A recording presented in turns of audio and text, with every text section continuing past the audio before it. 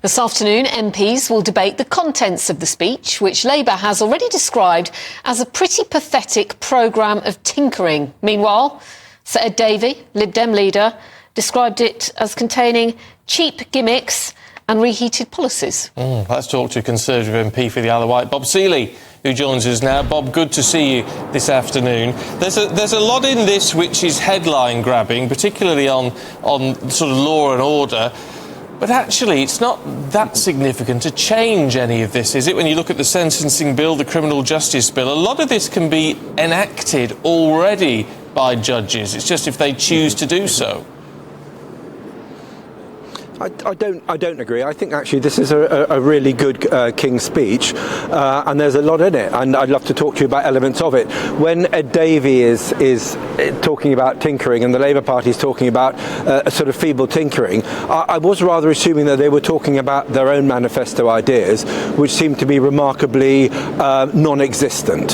So in this King's speech, we've had some important stuff: criminal sentencing, some long-term stuff, AI, driverless cars, smoking, some important moral and ethical stuff, the Holocaust memorial, and sadly we probably need that more than ever considering what's happening in the Middle East, but also stuff that I'm really interested in as well. So the importance of getting great apprenticeship schemes in this country, having the best apprenticeships in the world, for a place like the Isle of Wight and for all our industry, our maritime and aerospace world-beating industry that we have in the Medina River, that's absolutely critical.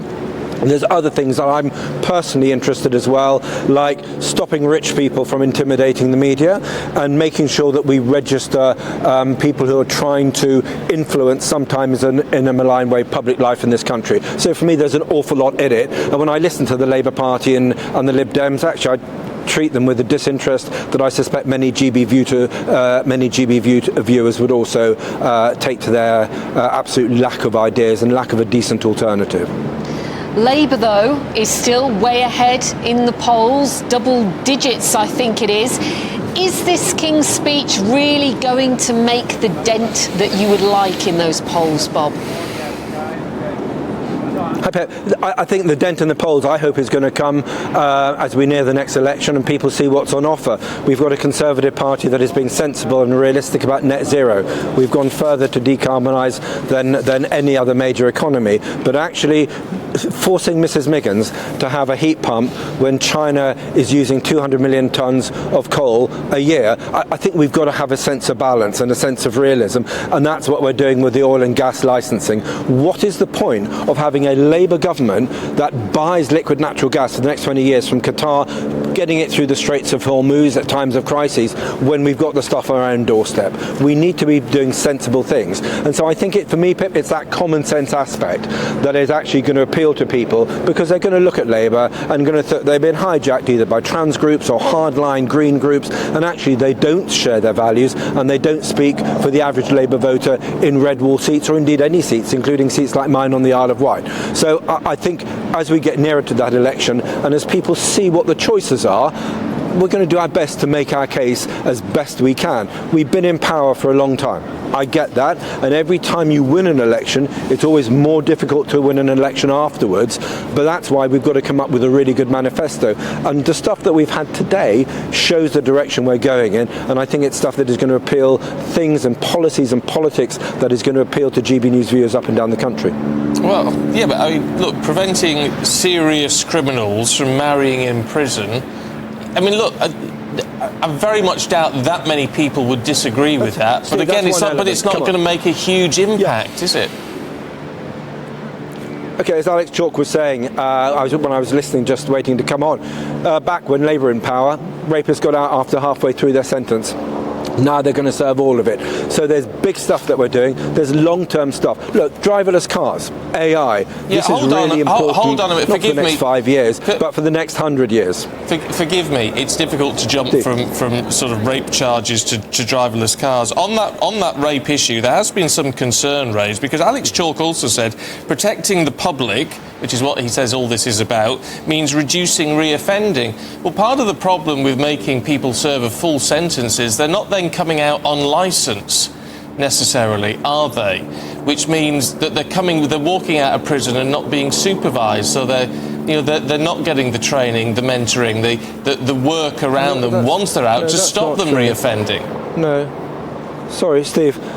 You're assuming that just because somebody serves their whole sentence, which is, I suspect, an opinion that many, many people up and down the country, the overwhelming majority, would support or have a lot of sympathy for, you're assuming that they don't get any support in prison and they don't get any support out of prison. That is simply not the case. The point I was making when I was looking at the sentencing, but also then the artificial intelligence, was to say there are some things which are going to be seen as political, but which are also important to our long-term future, like the annual licensing. Let Labour say they're going to take oil and natural gas from unstable parts of the world, the other side of the world, which when it costs a great deal in terms of carbon emissions, even to get the liquid natural gas around the world to here. Let them say that when our alternative is to use and to create the tax take and all the jobs and the wealth creation that comes from investing in our own oil and gas fields for as long as we need them on the path to net zero. I combine that with looking at AI and the need to put in place rules and regulations about stuff like driverless cars, because these are the things that are going to drive the next wave of investment in high tech, not for the next year up to the next election, but for the next decade and frankly for the next 20 to 30 years. So these are really important things. A couple of favourites of my own: the apprenticeship stuff, really important, as I said, for a place like the Isle of Wight. Laws to stop people intimidating the media, really important, and something that I've been following for some time now, but also stuff or policies to regulate so-called agents of influence who seek to influence politicians and indeed other aspects of public life. These are all important bills, some of which the Labour Party has also, or certainly members of the Labour Party, have also been calling for. So for me, I think it's a great package of bills. It hasn't got everything in it, but it's got an awful lot in it, and we need to get it through Parliament. And let's have that debate, and let's see the direction that we are going in: common sense, practical, long-term problem solving, as opposed to the direction of the Lib Dems, which is an endless protest vote, and indeed the Labour Party as well, who frankly seem to, every time they announce a policy, they withdraw it a couple of weeks later. Bob, we've got to leave it there, but we appreciate your time today. Thank you.